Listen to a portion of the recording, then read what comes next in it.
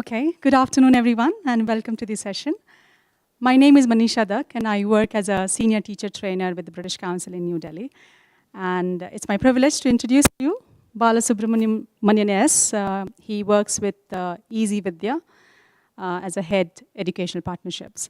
EZ Vidya is an organization that works in the field of education, teacher education, research, and innovation. And it was established in 2001. And Bala has been associated with the teacher education and research wing of this organization for more than a decade now. What is more interesting about Bala is his journey, the shift in his career. So interestingly, Bala graduated as an engineer, worked with Hyundai, a car manufacturing company, for about a couple of years. And soon I think he realized that he wasn't meant to work in the midst of machines. The creative and quality bug in him was kind of pushing him to do something which he could relate to and which was more satisfying. And that's where he started working with schools, started teaching English, science, math, until he found his final destination, which is EZ Vidya, where he works now as a head educational partnerships. When he's not busy with his work with EZ Vidya, or with his work in teacher education, he spares some time to satisfy his passion for motorcycling. And the longest ride that he did was from Delhi to Chennai, which was about 2,200 kilometers. So interesting. I think a lot of facets about his personality. Coming back to the session today, Bala is going to talk about enabling customized teacher education to maximize its effectiveness. I think a topic which is of high relevance to the people sitting here and also people who are not in this room. And at the end of Bala's talk, obviously we'll have an opportunity to ask questions if you have any. So please put your hands together to give a warm welcome to Balasubrahmanian.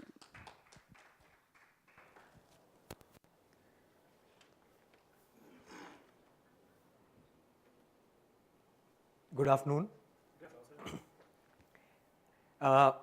Before we really get into the content of our paper today, the presentation, I thought it might be wise to say a few things upfront. Like Manisha just was very kind to introduce me, we are an education research and innovation organization, and our work has been focused on school education, not necessarily only on English education. So in that sense, English education is a part of the work that we do. We are not the sage on stage at this point in time. In that sense, I don't presume to be here with a one-stop solution for all our challenges. Though as you can see, there are not too many takers for whatever I have here.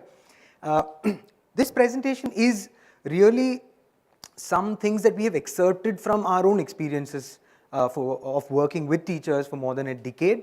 And it's culled out from work with several thousands of teachers across India, perhaps a few outside of India as well. In terms of a backdrop, our work and some of the challenges that we have been experiencing and we have been trying to work around as far as the ecosystem is concerned, the quality of materials, especially when it comes to English language learning, and related to that is that there's a huge amount of focus as we see it on content and bits and pieces of content rather than on on thinking or what the content should enable students to do.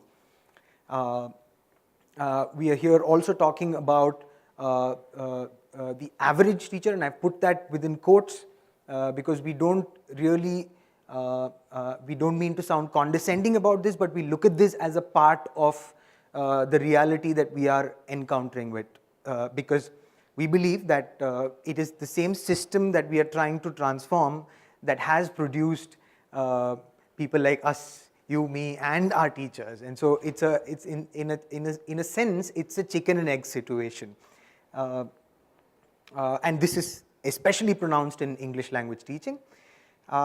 And we also see this huge thing of CPD being equivalent to workshop. Do one or two workshops and that is CPD.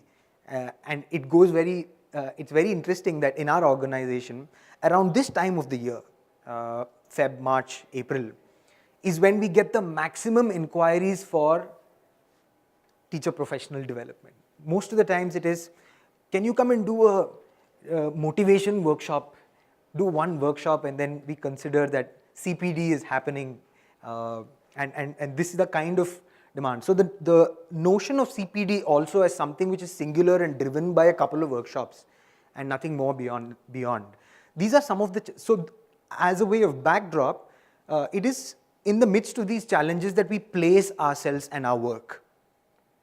The structure of this presentation broadly, I will be talking about two parts when we talk about customized teacher education and how we maximize it. We'll spend some time on what could be the goals in terms of what is the kind of teacher that we are dreaming about, we are aspiring for, and then the next part of the presentation, I will take you through some thoughts on the means, how we may possibly go about achieving these goals. So there are two distinct parts to my presentation. So we'll begin with the goal and what could be the desirable ends of teacher education as far as the teaching of English language is concerned. We asked ourselves a very fundamental question in EZ Vidya some years back. We said, why should students go to school? And then we tried to translate this into the different disciplines. Why should students be learning languages? Specifically, why should they be learning English language? And then we came up with this framework that I'm very happy to present to you. We call this the framework of educational goals. And I'm going to contextualize it to, obviously, to the learning of the English language. So why should students learn English language? And we look at it broadly at three levels. This framework comprises of three levels of goals for the learning of English language. At the most fundamental level, if one asks why English language, what would your response be? And I'm putting this question to you. Why should you learn English? Why should anyone learn English? Communicate. At the most basic level, it's the need to communicate. So we're talking about So we're talking about functional communication, the basic skills, listening, speaking, reading, and writing. We want to enable learners with the most fundamental skills for learning. We call this learning for survival, right? And this is almost the bare minimum that we can and must do as far as learning is concerned. Then we said, what else, right? What next? Now here, we talk about something more than just functional skills. So we said perhaps appropriate vocabulary, correct grammatical usage, the ability to impress someone, make an impact, as I might be trying to do with an audience like this, right? Where it is a little more than just functional use of the language.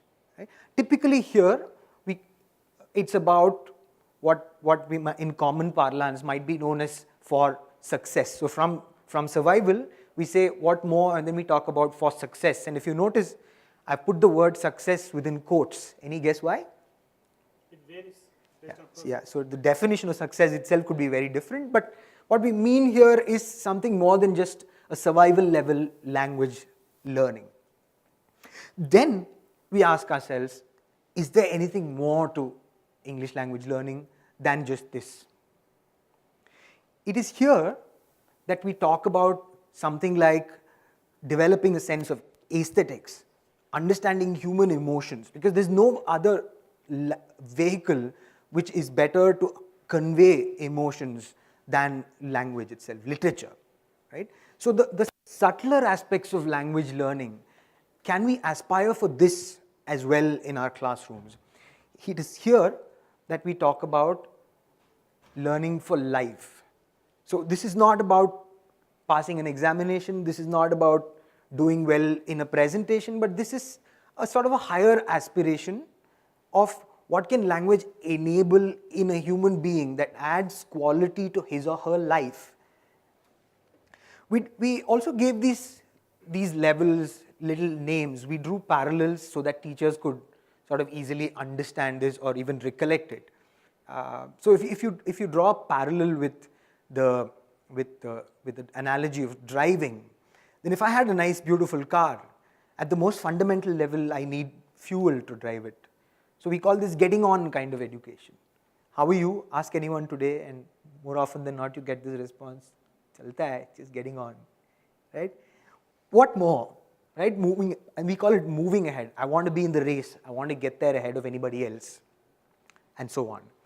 But what we believe we need to truly aspire for is what we call as living well kind of education, where I'm driving and I understand that it's not just about driving, it's about the entire ecosystem. The road belongs to several other people. It's a question of my safety. It's a question of someone else's safety. It's a question of enjoying the drive. So it's not just getting there, but it's enjoying the journey as well. So fundamentally, when we talk about the goals, then to us at EZ Vidya, this is what we think we should be aspiring for, and perhaps even allowing teachers to imagine this kind of learning when it comes to learning of languages. Continuing on this trail, when we talk to teachers, at any point, at any day, our people should be present in at least 50 different classrooms with students and teachers, trying to understand what's happening and how we could sort of handhold and journey together in this journey of improvement. One of the very fundamental questions we ask teachers: what are we doing in class today? And you know what is the response we get?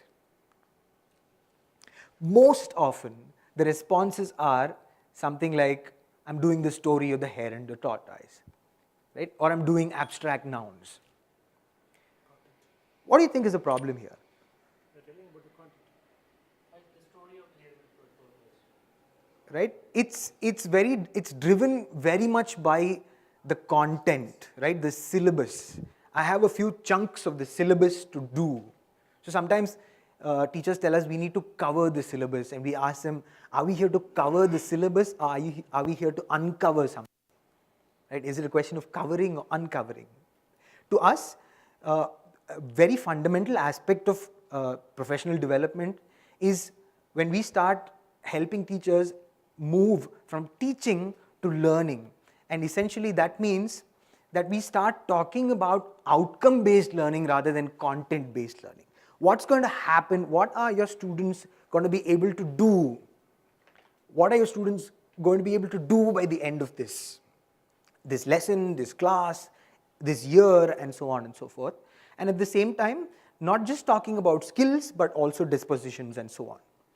So if we look at this, how we do this, then apart from the CPD initiatives itself, we also constantly are trying to define, document, and share with teachers what could be some measurable outcomes that we could help them define for their classroom. So for instance, this is an excerpt from one of our teacher resource materials where we're talking about learning outcomes for students. And when we step into the classroom, our aspiration is to slowly get teachers to start talking and thinking about learning outcomes. So as I'm in the classroom, as a teacher, am I sensitive to the whole notion of looking at my classroom from a learning outcome perspective rather than from a content perspective? So in this class, by the end of this class, my students are able to, what are they going to be able to do? They're able to describe objects and people based on information that they acquire from listening. So they're going to listen to something, and then they're going to be able to describe objects and people. Now, when we talk about teaching in the 21st century, and that's a whole new paradigm that I'm sure we are all aware of. When we talk about this, for the last decade or so, there's been a lot of emphasis on the teacher as a facilitator. Everybody today talks about the teacher being a facilitator. And here, there is this idea that we are not teaching anymore, we're trying to facilitate learning. So the idea is not transference of knowledge, but the creation of conditions that will enable learning to happen. And so it's the job of the teacher to make sure that these conditions are appropriate and learning is expected to happen. And so there's been a lot of focus on activities within the classroom rather than teaching. And we have whole new paradigms, we have systems, we had people talking about activity-based learning, the active learning method, and several such terminologies. To us, as we move, and we've already significantly moved into the 21st century, as we move into the 21st century, to us, the idea of teacher as a facilitator might even start becoming passé. To us, it is the teacher as a researcher. The teacher is a researcher in a classroom. At every point of time, she is constantly discovering more and more about herself, her students, the community, even the subject, the discipline that she is engaging with. What does this mean? First of all, it is simply the idea of, like we said earlier on, being focused on outcomes, and at the same time constantly revisiting these outcomes and seeing where are we as far as these outcomes are concerned. And here the focus becomes not just on the activities, not only on the activities, but on the quality of how can these activities enable me to assess my students. Am I able to gather what we call as performances of understanding even within the classroom? My students are doing something, but is that doing shedding light on how much they are learning? We believe this is extremely important because when there's focus only on the activities, then learning certainly becomes engaging. There's no doubt about it. Students start getting engaged in the process, but it's equally important to find out not just engagement, but how effective this is. Otherwise, we end up having lots of fun classrooms, but is learning really happening in these classrooms is what we need to start focusing on, and teachers need to start moving towards this paradigm. And to us, therefore, in EZ Vidya, we talk about the teacher as a researcher, and we've built CPD initiatives around action research, not just in terms of training. So the shift itself has been that we're not here to train you, right? We're here to together look at how can we understand learning better. And so in a sense, we're not just talking about this as nice words, but it's a paradigm shift. We're not trainers and here to train teachers or even mentor teachers. We're all researchers. And the teacher is a researcher in a classroom, and every day her journey is constantly progressing in a research cycle. How do I understand students better through assessments, and how do I move them and myself slowly forward in this learning cycle? The other key practice, and it's very close to the idea of the teacher as a researcher, is the notion of reflective practice when it comes to teaching. And this is something that we've always believed is very, very important as far as teaching is concerned. It's equally good for every profession, but it's extremely crucial as far as the profession of teaching is concerned. In our general experience, when it comes to teachers, there is a huge amount of preparation before a lesson. And we all know the commonly used terminology for it. What do we call it? So we call it lesson planning. There's a lot of lesson planning that goes on among schools with teachers. One of our own challenges has been how effective is this lesson planning itself. In many cases, it's this huge format that needs to be filled. It becomes a drab activity. It becomes more like compliance, right? There is hardly any commitment to the purpose of lesson planning. It's just I need to fill these out and pass it on to my supervisor so that I can get on with my life and with teaching. However, even if we discount that, as much as there is emphasis on preparation for a teacher before teaching, we find that there's very little spoken about what happens after the completion of, say, a unit or a lesson. It's just moving to the next cycle. Okay, I've finished the lesson, now I'll go to my next lesson and start with my lesson planning all over again. So in that sense, it's sort of a linear process, and we believe that it should be really a cyclical process, where after a lesson, there is time, scope, there are support, there are tools created for the teacher, which enable her to go back to those lessons and see what happened in those lessons. What were my students doing? What were they learning? What can I do better? In that sense, we believe the teacher is a reflective practitioner. And in our own experience, this has been a very significant challenge in even allowing teachers to see the need for reflective practice. When we started off, we used to request them to write journals of their own experiences of classrooms, so that we could sit and have a conversation based on those journals. Very few would even write anything. And then we realized that one of the things was that simply writing a journal was far too open-ended for a teacher, given the constraints of time that she has. A typical teacher in an Indian classroom has very little time beyond what happens in the classroom, and even if there is, many teachers happen to be women, and then they have other responsibilities as well. So what we started doing was, we started putting together little tools, little journals, where we trigger reflection. And so we have something called a think line.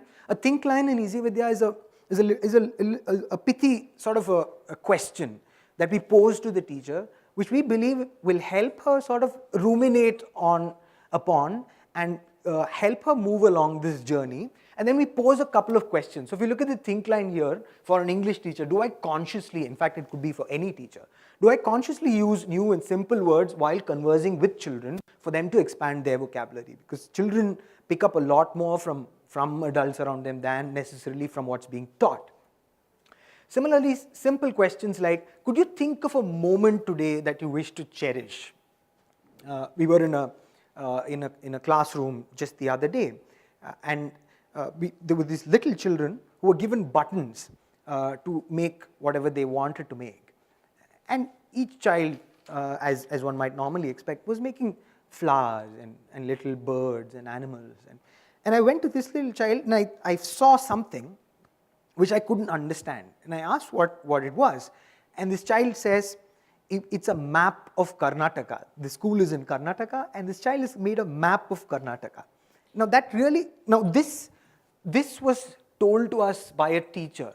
We picked it up out of a journal, a teacher's narrative. And that gives the teacher an opportunity to go back and start understanding children better. So what do I understand about this child who made the map of Karnataka? What glimpse do I get into the personality of the child that will bring me closer to the learner so that I can enable learning progressively in better ways? So this is a simple example of a tool which is a journal that we think can help significantly in professional development. So in summary, when we talk about... Sorry? You want me to go back to this one?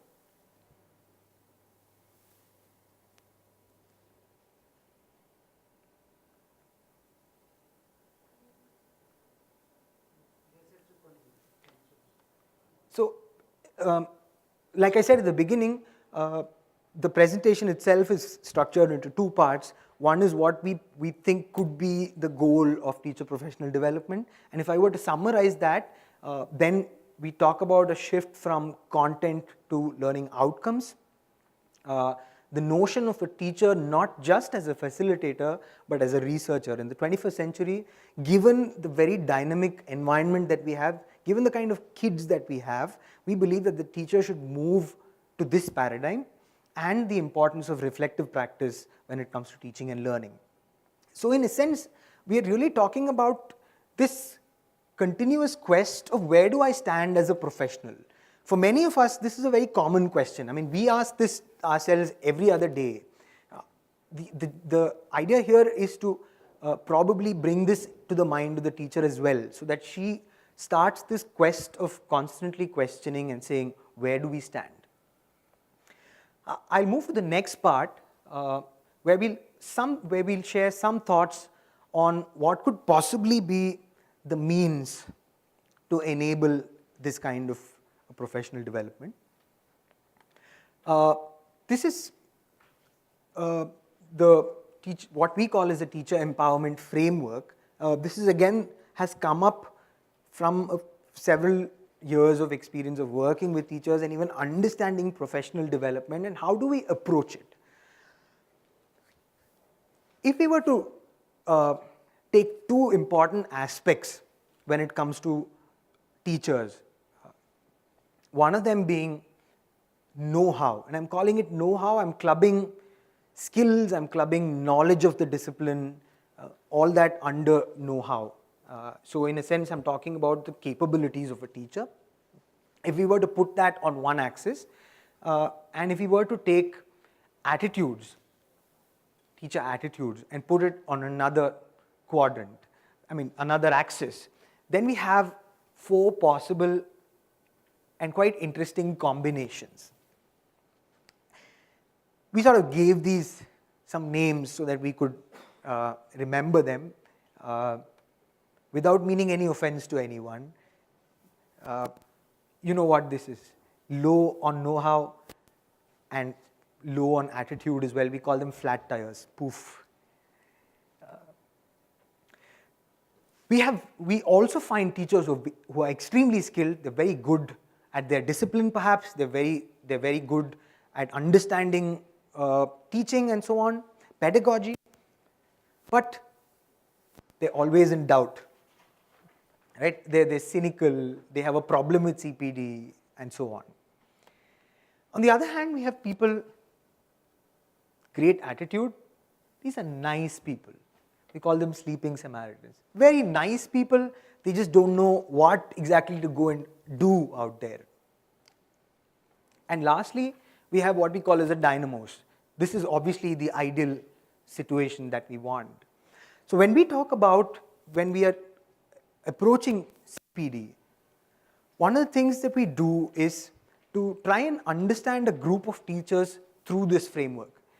Now, the caution here is not, the idea is not to label teachers and say, he is a doubting Thomas, she is a so and so and so and so, but is to simply look at a group of teachers from this lens, from this framework, and see what is my group behaving like.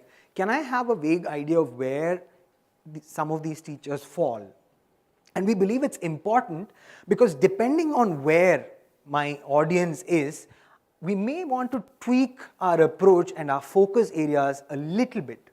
And I'll talk a little bit about that. So let's start with this category, right? This is typically the extremely talented one. She has the exposure, she has the skills that's needed for it. So she's very good, essentially. I'm saying she because most of the teachers that we meet happen to be ladies. However, the danger of knowing a lot comes, with that danger comes this attitude of, I know everything. Who's he or she going, what's she going to tell me new? I've attended so many workshops, right? I've attended so many programs and so on. Stuff like, oh yeah, this is another workshop, they're going to come and say another thing, and then it's back to my class, it's the same old story, right? What do they know? Who's this guy? I've been teaching for 4 decades now. Who's this guy who's just new kid in the block? What's he going to tell me about? These are things that I've actually faced with very senior teachers in the last decade or so. Now, how do we approach this group of teachers? Some of the things that we might want to think of. Now here, it's important to understand that the theories on pedagogy is not going to work with this group because they already are familiar with these things. They know, they've been reading, they've been attending workshops, they've been talking to people, they're exposed. So the idea here is to focus on the attitudinal aspect, right? Keep working around it. Usually that's a longer cycle. One of the things that we do with here is also to talk about what we call as a big idea of learning. So for example, when you talk about language learning, why languages, right?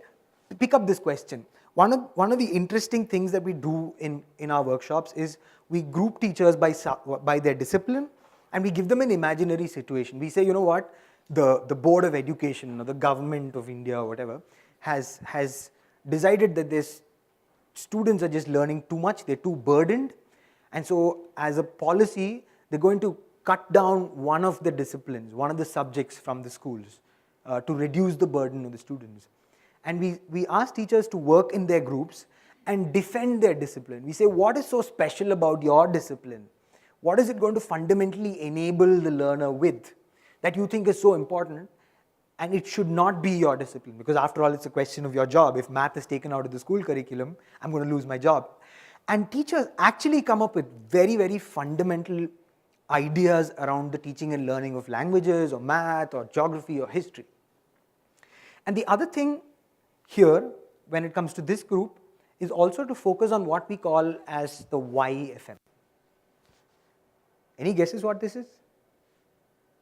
We all do FM radio. FM radios are hugely popular in our country, in many places. So this is what's in it for me. Right? Now especially, now this can hold good for anybody, but especially in this group, the whole idea of talking about CPD as your students are going to learn better, they're going to get better jobs, or they're going to do well in life, and so on and so forth. If we could also address the aspect of what's in it for me, which is the teacher. So for instance, it's going to make your job easier, it's going to make your job simpler, and demonstrated by showing some examples. That can be a huge takeaway for especially for this group. So that's this group, which is relatively high on skills and knowledge, and there's a problem with my outlook, my attitude. Let's come to this group. This is like my favorite, and this is, if you look at the average teacher today, most of them fall under this category. At least this is my personal belief, is that many of our teachers are fundamentally, they're good people. Question of just absolute lack of support system that we might enjoy in any other profession. For instance, in my own profession in the last 10 years, there's been so much support that I have received professionally to help me grow and become better at what I'm doing. So this group is about teachers who are very good attitudinally. They have a positive outlook. They are open to suggestions. They're open to new ideas. However, their problem is that they don't know, what should I do? Can you please tell me? So these are typically the teachers who are out there seeking, reaching out to us. They're enthusiastic, they're open-minded. However, because of their lack of exposure, because they have not been able to try out things, they might usually be low on confidence. These are people who might not be talking very much when you meet them. What do we do here? Some of the things that we might want to focus on. These people, we might want to give them the typical, try out a tool, take this lesson plan, go give it a shot, see what happens in your classroom. Typically, what we call is quick wins. Give them little tools, ideas that will help them see change in their classroom. The moment they start seeing incremental change, they're with you. They're with this journey. They start becoming more confident, and then it moves into a journey of continuous hand-holding, and that's how it works. The flat tire, difficult group. This is low. There's a challenge on both sides. Here, we might want to closely observe this group, see if there's a way to map their potential. Is there anything else that they can do? Can they help out with other things?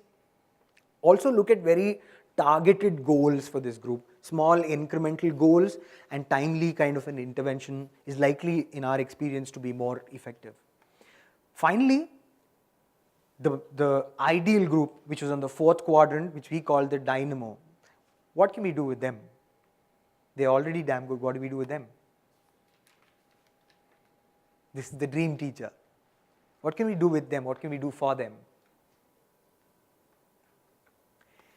Here, the idea of motivation itself, in our experience, starts evolving. Now, this teacher is not the teacher who needs a pat on the back. So motivation for this kind of a teacher is not, oh, you're doing well. She doesn't care for it. She already knows it. So for this group, usually we talk about higher ways of motivation. Can we allow more autonomy for this kind of a teacher?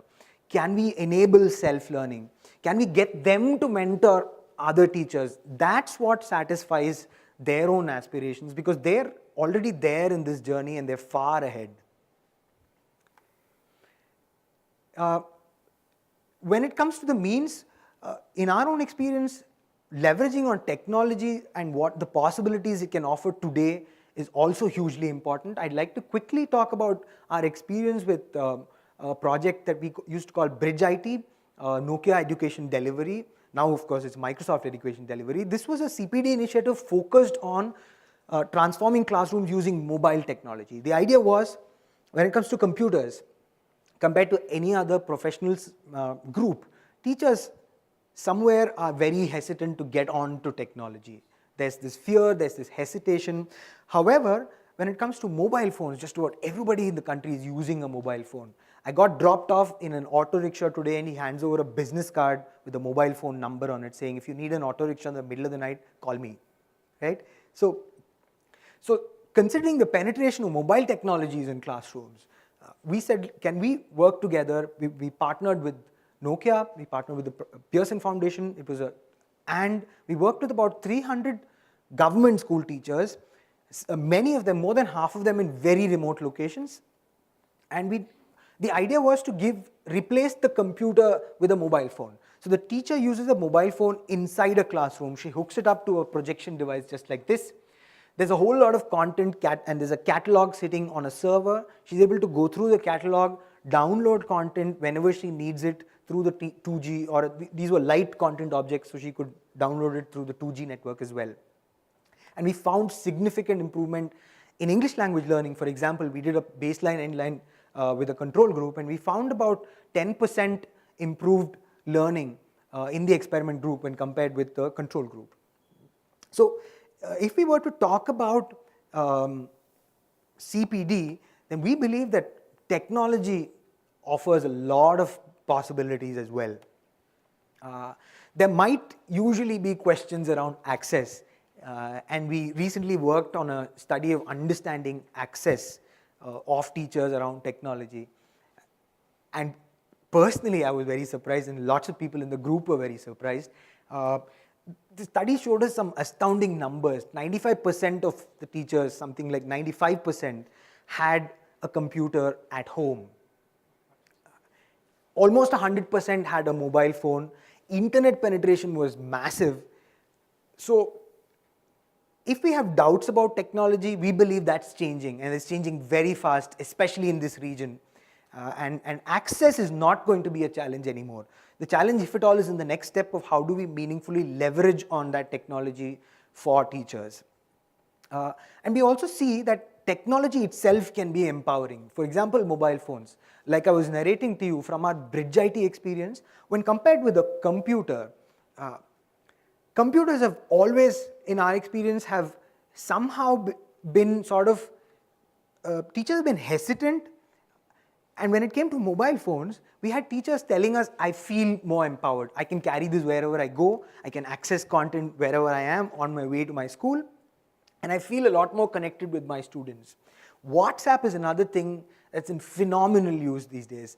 I mean, I go to do a workshop for, let's say, school leaders, and I was trying to play this video. And something happened with my laptop. Technology gives up at just the right moment many of the times. I was trying to play it and was not working, and someone from the audience got up and said, you know what, I have this video and I played it out of my phone for you. And how did she get it? WhatsApp. Somebody sent it to me on WhatsApp. So the kind of content that can be exchanged on WhatsApp is unbelievable. And actually teachers are doing it. And with all this comes possibilities of, allowing teachers to learn at their own pace. They can interact with experts.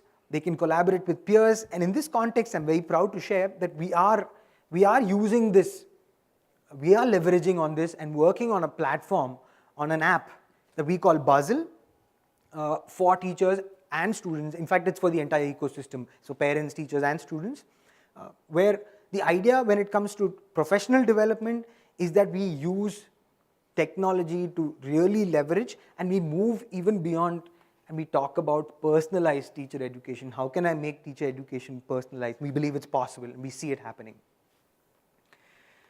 So I've sort of come to the end of my presentation. If we were to summarize, then we spoke about the goal, and we spoke about revisiting the role of a teacher and the role of language learning itself. And then we also spoke about means, and we saw how we could personalize CPD and hopefully make teacher education more meaningful.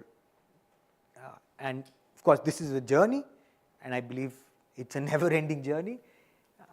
So that's pretty much from me. I'd like to stop here and thank you all for your audience.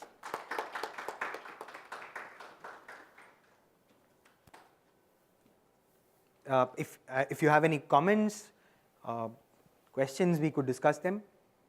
Yeah. Sir, I want to say that there is an old proverb. You can bring the horse to water, but you cannot make the horse drink water. Yeah. The students are like of the same nature. We want to teach them, but sometimes they're not ready to learn anything. It happens. So I think that first of all, the teacher must be very hardworking. He must be of a critical thinking. He must be a great professional. He must be a writer, poet, everything he should be. Researcher also, so that the students would follow him afterwards. And I want to ask a question. Is there any other method how to motivate the students to learn more and more? How?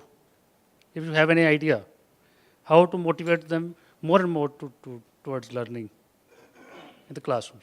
Yes, thank you so much. It's a great lesson that you gave us today. That's a broad, like sort of a broad question.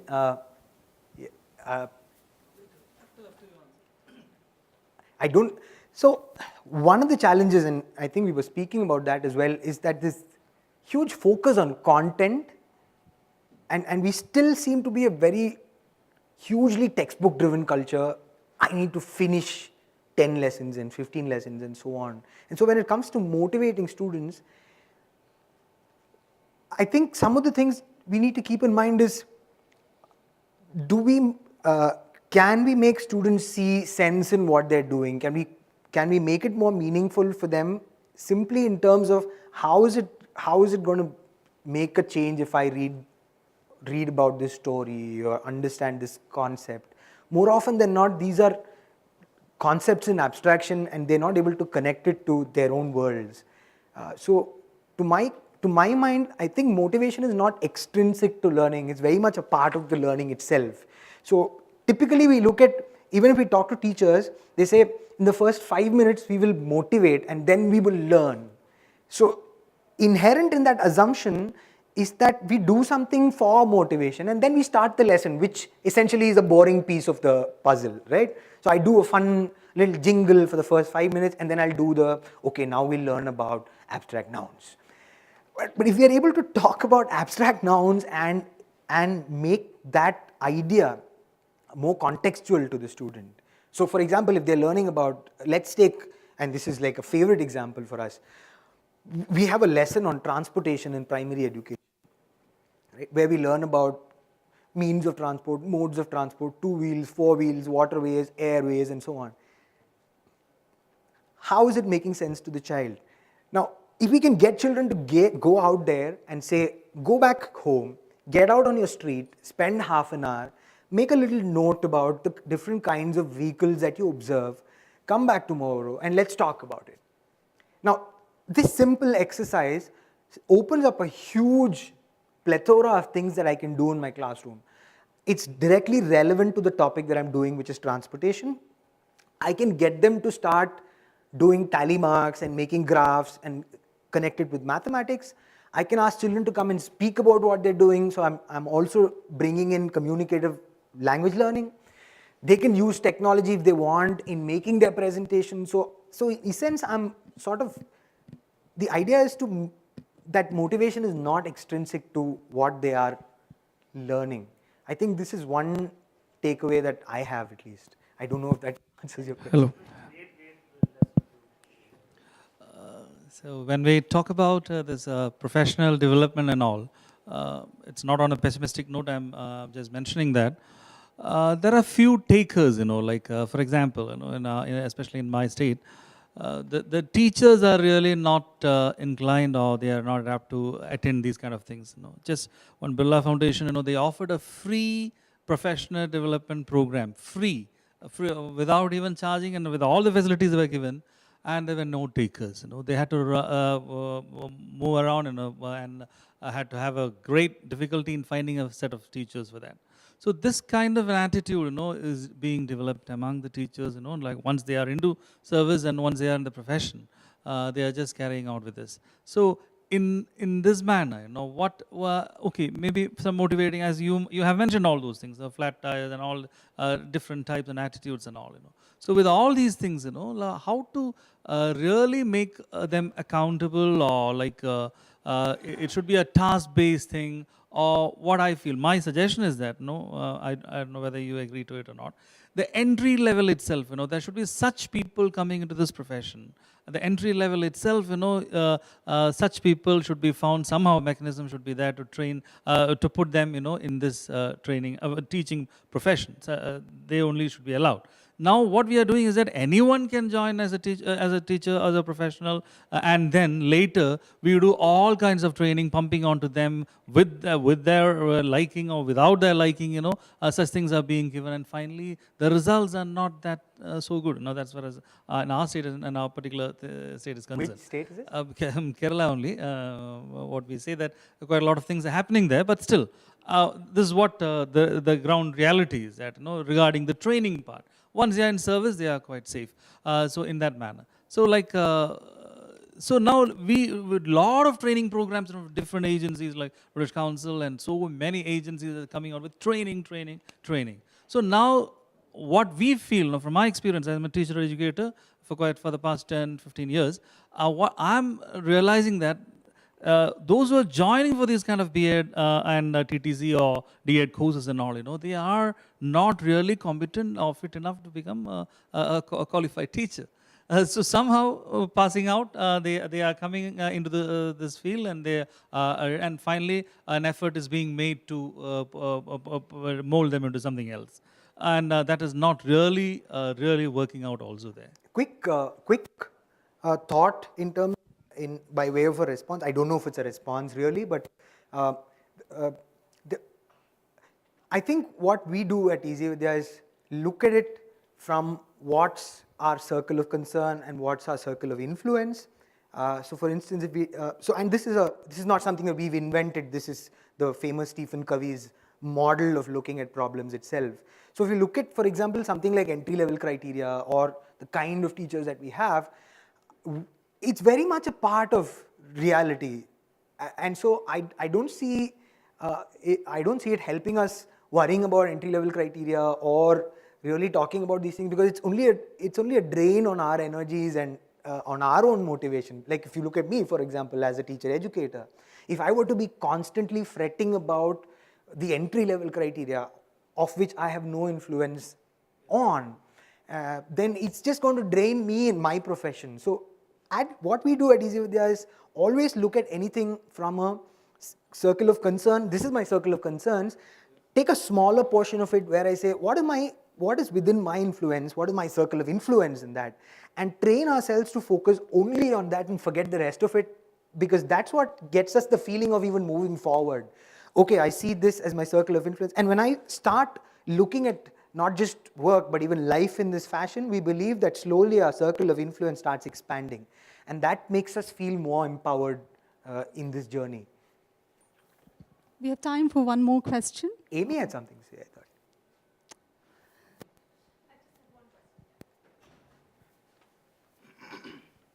Thanks, Bala. That was great, and it's given me some really great ideas for some stuff that we can do in our projects as well. I had a very practical question. You mentioned about the training that you were in, where someone shared a video via WhatsApp, and that's what's given me a really good idea. We could do something very similar in the training that we do, because we always struggle with technology having projectors and stuff. They just don't have them.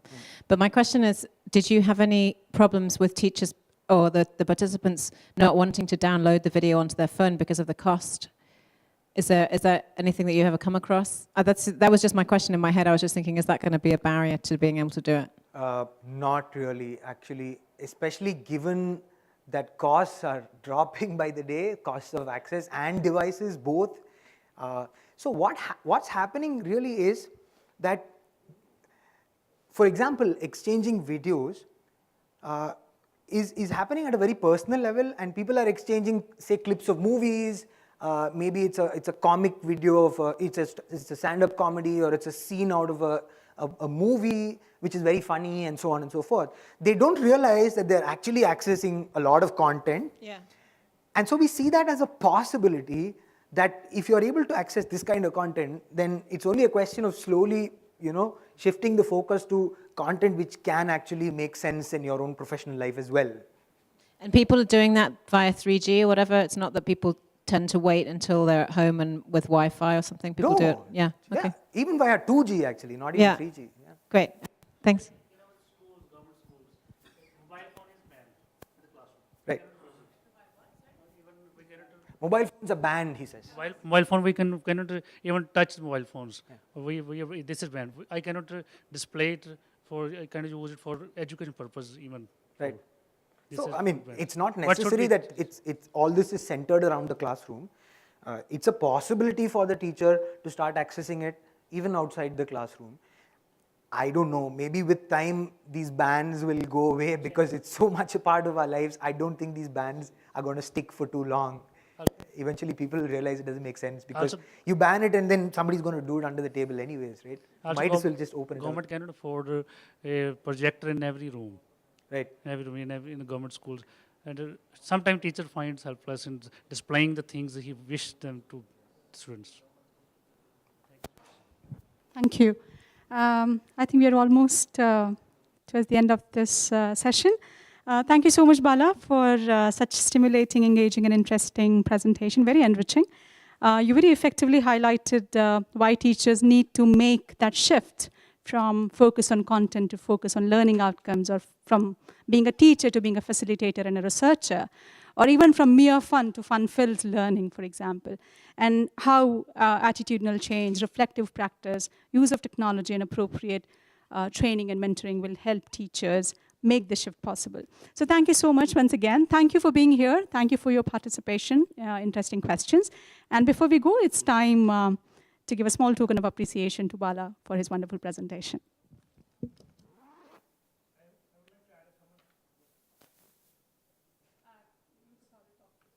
Thank you, Manisha. Thank you. Thanks so much. Thank you, everybody, once again, and enjoy the rest of the day.